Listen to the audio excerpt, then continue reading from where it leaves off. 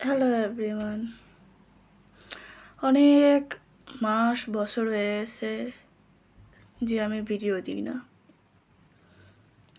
অবশ্য মেডিকেলে ঢোকার পর সময়ও তো পাই না, প্রত্যেক সপ্তাহে পরীক্ষা থাকে, পড়াশোনা করব না ভিডিও করব।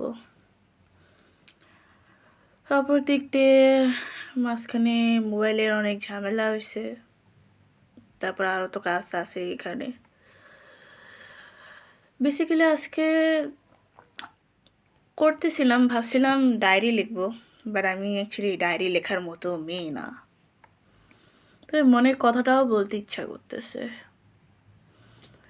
মানে আছে না ওই খুবই মানুষদের মতো কিছু কিছু, যে ডায়েরি লেখা রাখে, তারপরে একদিন এদের ডায়েরি পাওয়া যায়, তারপরে এদের নাতিপুতিরা সেটা বইয়ে ছাপায়। আহ, ওরকম টাইপের কিছু ইচ্ছা ছিল আর কি, শখ। হ্যাঁ, ইচ্ছা নাই ডায়েরি লেখার। আর আমিও লিখতে লিখতে হাত ব্যথা হয়ে গেছে, এখন আর লিখতে ইচ্ছা করে না। যাই হোক, মেনলি যেটার জন্য আসা, আমি এখন আছি রাশিয়াতে। এটা হচ্ছে উদগু স্টেটের, মানে উদগু বলতেছি, উদমিয়েত স্টেটের মধ্যে ইজেপ সিটিতে।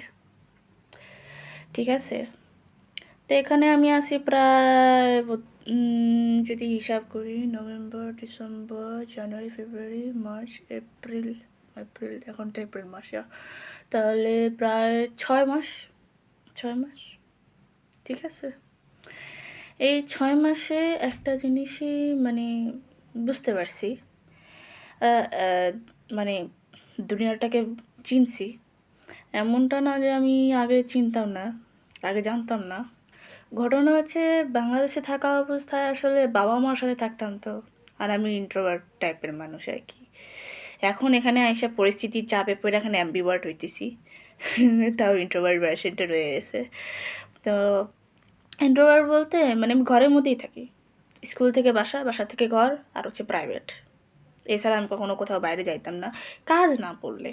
ঠিক আছে, তাও বাইরে যাওয়া বলতো ওই নিচে ফুচকাওয়ালা বসতো, ওখানেই যাইতাম ফুচকা খাওয়ার জন্য। আর এছাড়া মাঝে মাঝে বান্ধবীরা যদি ডাকতো যে চল ফুচকা খাইতে যাই, তখনের সময় তাও মা বাবার পারমিশন নিয়ে যাই হোক। সো ঘটনা হচ্ছে যে এখন এখানে আসার পর বুঝতে পারতেছি, নিজের সিদ্ধান্তটা নিজে নিয়ে বুঝতে পারতেছি যে সত্যি কথা বলতে এই 17-18 বছর তো বাংলাদেশেই আছি না। 18-19-18তে পা দেওয়ার পরে মতো হয় না, হবে আর কি কোনো একটা সময়। তো এখন আসার পর মানে এটা জিনিস বুঝতে পারছি যে এই এতটা বছর যে বাংলাদেশে আমি থাকছি, পুরাটা বছর বাবা মা কত সুন্দরভাবে আমাদেরকে আগলে রাখছে, কোনো কষ্ট কোনো কিছু বোঝারও সুযোগ দেয় নাই।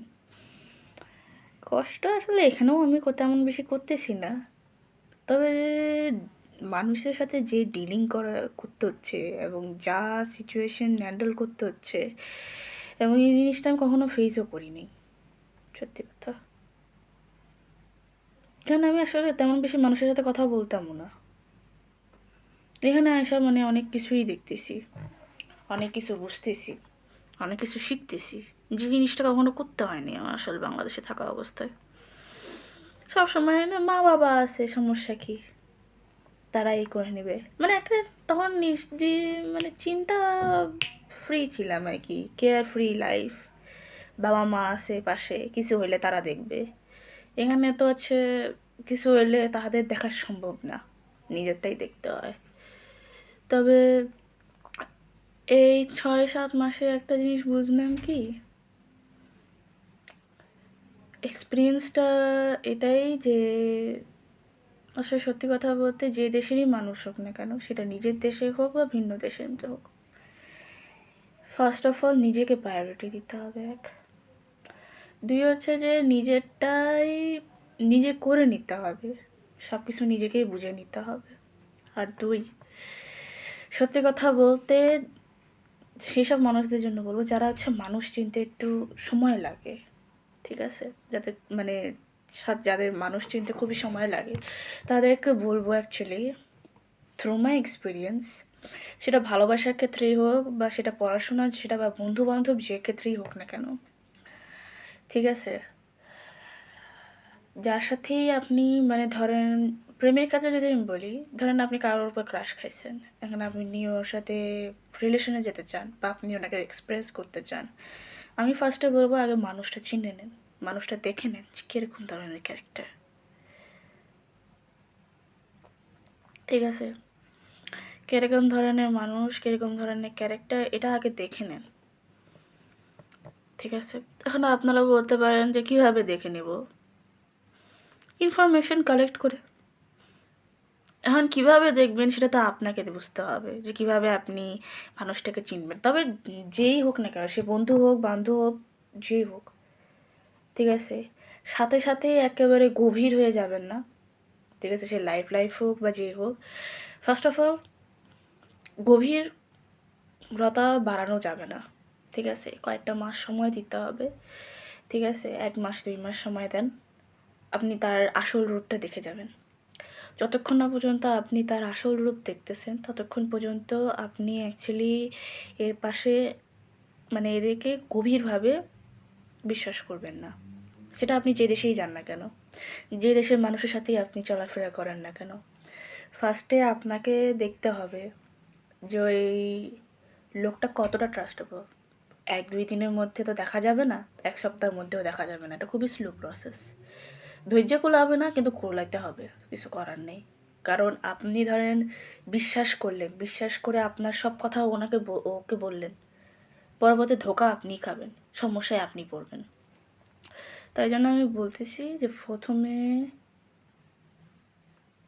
প্রথমে কিছুটা সময় দেন, মানে কিছুটা বলতে 1-2 মাস সময় দেন, আস্তে আস্তে চলাফেরা করেন, কিন্তু আপনার মনে যে আপনার গভীরে যে কথাবার্তা, ঠিক আছে, যেটা বলার জন্য আপনার মন খ্যাস খ্যাস খ্যাস খ্যাস করতেছে, সেটা বলা যাবে না অ্যাকচুয়ালি, ঠিক আছে, নিজের কথা নিজের কাছেই রাখতে হবে।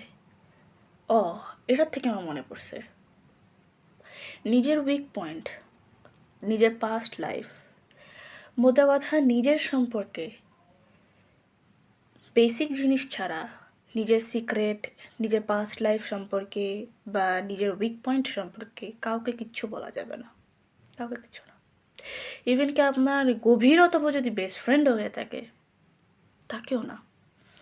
কারণ মানুষ এত দ্রুত পরিবর্তন হয়ে যায়, বুলেট ট্রেনের চাইতেও দ্রুত পরিবর্তন হয়ে যায়।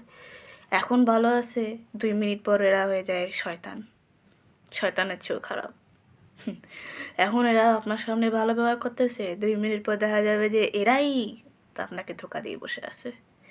সেজন্য কাউকে আপনার মনের কথা অ্যাকচুয়ালি কাউকে কিছু বলা যাবে না, আপনার উইক পয়েন্ট সম্পর্কে বলা যাবে না, কারণ ওইটাকে তাদের অস্ত্র হিসেবে ব্যবহার করতে 2 সেকেন্ডও সময় লাগবে না।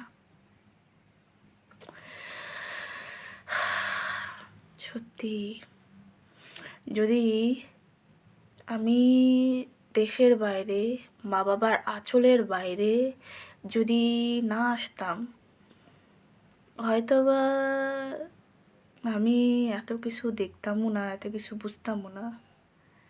এমনটা না যে আমি একেবারে বুঝি না, তবে আগের চাইতে অনেকটাই এখন বুঝি, অনেক %, অনেক ভালোভাবে বুঝি যে মানুষ কীরকম হতে পারে।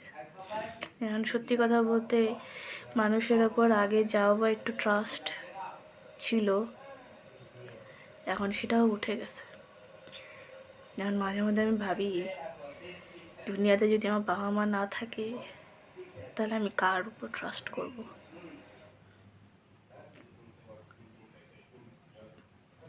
যাই হোক, অনেক ইমোশনাল কথা হলো, লম্বা ভিডিও, কে এত লেকচার শুনে, সত্যি কথা, কারণ এত সময় নেই লেকচার শোনা। সো বাই, এটা বলার জন্য ভিডিও করলাম, কারণ ডায়েরি লেখার শখ আমার নাই।